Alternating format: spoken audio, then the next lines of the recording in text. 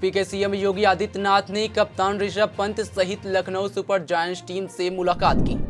रमजान के मौके पर समाजवादी सांसद अखिलेश यादव लखनऊ में इफ्तार पार्टी में शामिल हुए। जुआ खेलने को लेकर दो पक्षों में पथराव व फायरिंग के आरोप में 12 वांछित आरोपी गिरफ्तार।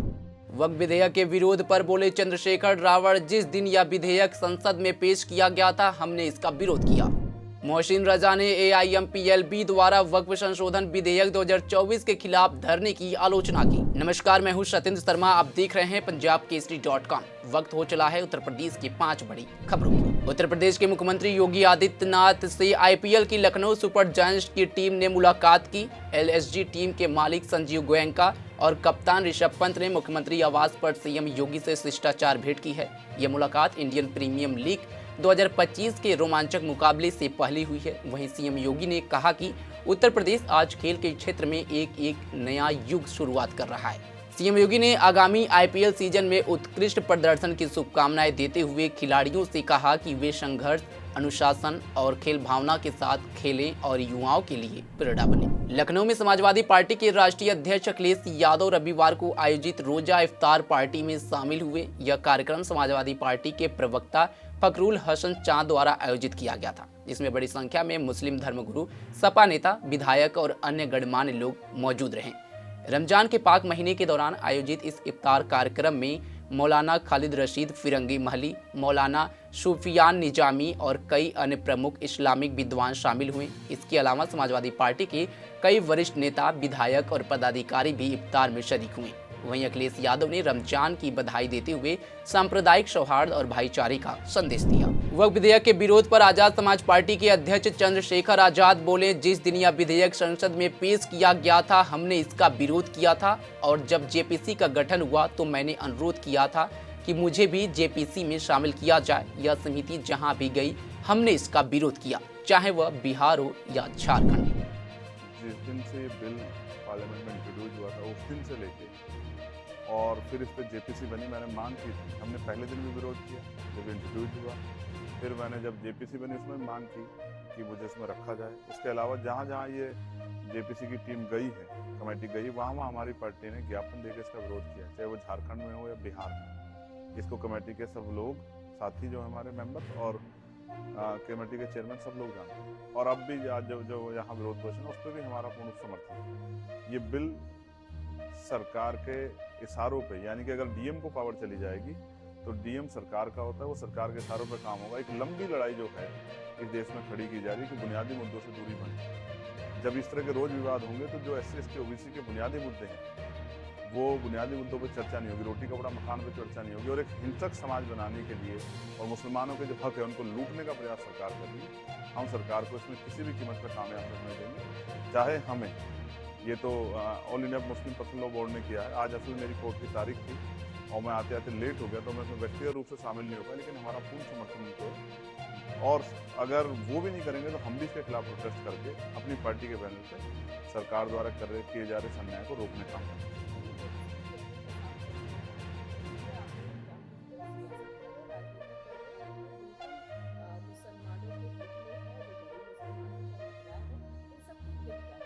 बीजेपी कितनी मुसलमानों की हितैषी है ये तो सब लोग जानते हैं। इसका उदाहरण संबल भी है, इसका उदाहरण अयोध्या भी है। सारे उदाहरण इस बात के को स्पष्ट करते हैं कि बीजेपी जो है वो CA NRC मुसलमान से कितना प्रेम करती है। इनका प्रेम वो ऐसा ही, बिल्कुल ऐसा ही है कि जैसे किसी का कत्ल भी हो जाए और उसको रोने भी ना जाए। मैं स्पष्ट तौर पर कर दूं कि बीजेपी की जो मंशा है मुसलमानों को कुचलने की, हम लोग इसको कामयाब नहीं होने देंगे।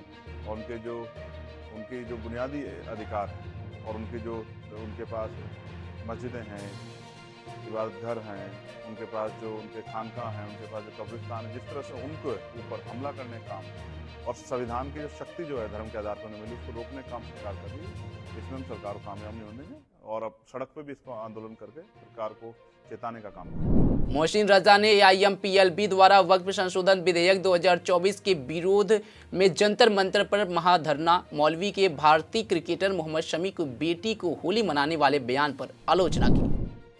देखिए, वक्फ संशोधन अधिनियम 2024 जनहित के लिए लाया जा रहा है और जब जब भारतीय जनता पार्टी की आदरणीय मोदी सरकार कोई इस तरह का अमेंडमेंट लाती है वो जनहित के लाती है।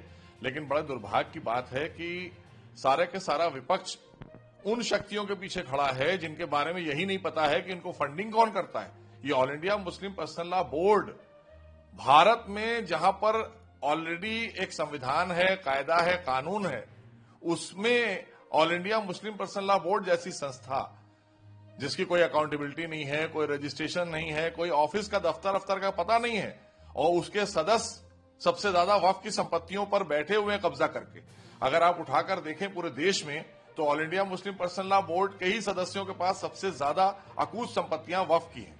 और ये जो संशोधन आ रहा है ये इसलिए आ रहा है कि जनहित के लिए, जनता की मांग पर आ रहा है, क्योंकि तमाम लोगों की प्रॉपर्टियां वक्फ में दर्ज कर दी गई जिनका कोई रिकॉर्ड नहीं है वक्फ में, उनको वापस देने का काम भी तो सरकार का होता है।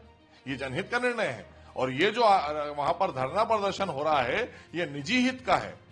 एक तरफ ये कहते हैं कि ये अल्लाह का वक्फ है, अल्लाह के वक्फ पे मुल्ला का कब्जा, जिनके वेलफेयर के लिए किया गया था उनको कोई वेलफेयर नहीं किया इन लोगों ने। सारा वेलफेयर इन्हीं का होगा, मुल्लाओं का होगा या इनके परिवार का होगा। आम मुसलमानों से और दबे कुचले पिछड़े मुसलमानों से इन्हें कोई लेना देना नहीं है।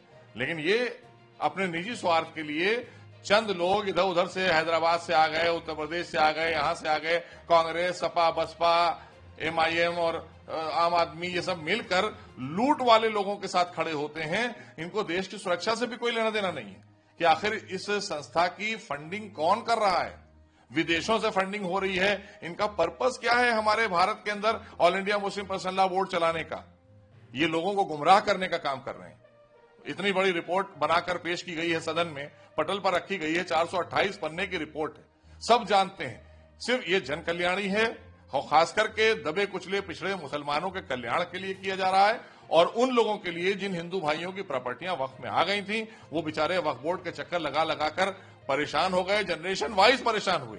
तो उनको न्याय देने के लिए ये हमारा अमेंडमेंट लाया जा रहा है, ये संशोधन लाया जा रहा है, इसलिए ये जनहित का है।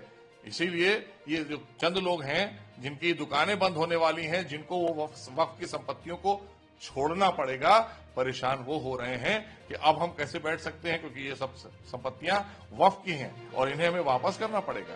तो ये सरकार का दायित्व है और उस दायित्व का निर्वाह कर रही है आदरणीय मोदी सरकार।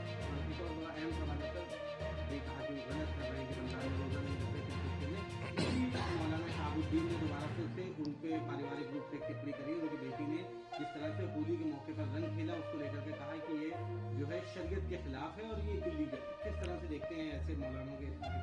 क्या बार बार ऐसे लोगों पर बोला जाए कि जिन्हें ना ही शरीयत पता है ना ही दुनिया पता है, बस बैठ गए अपनी दुकान खोलकर। एकदम जाहिल लोग हैं ये इस तरह के बयान देने वाले लोग मेरी नजर में बिल्कुल जाहिल हैं। इन्हें कुछ भी नहीं पता है। हमने भी होली खेली है और आज मैं रोजे से भी हूं आपके सामने और उस दिन भी मैं रोजे से था।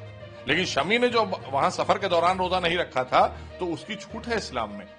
पता नहीं कहां से जाहिल लोग बैठ गए हैं इन सब जगहों पर, ऐसी जगहों पर बैठ गए हैं। तो इनसे यही सब बातों की उम्मीद की जा सकती है और यही लोग हैं जिनकी वजह से हमारे मुस्लिम समाज पर एक प्रश्न चिन्ह खड़ा होता है।